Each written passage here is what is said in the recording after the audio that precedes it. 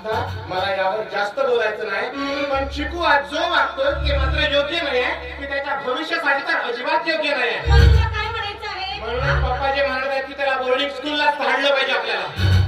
म्हणजे तू सुद्धा पप्पांच्या मतावर सहमत आहेस का? अगं मग काय करणार, तू घरी राहून त्याच्याकडे लक्ष देत नाही आणि मला वेळ मिळत नाही, मग त्यापेक्षा जाऊ दे त्याला बोर्डिंग स्कूल मध्ये. काय समीर, अरे काय बोलतोस? भान आहे का तुला? अरे बाप आहेस की काय तू?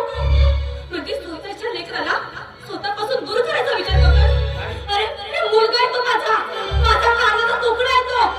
मी माझ्या मुलाला माझ्यापासून अजिबात दूर करणार नाही. अगं होय, जितका तो तुला प्रिय आहे ना तितकाच मलाही प्रिय आहे, पण मला जास्त फिकर आहे त्याच्या भविष्याची. त्याच्या अतिलाडामुळे त्याचं भविष्य खराब होऊ नये म्हणूनच कधी कधी कठोर निर्णय हे घ्यावे लागतात.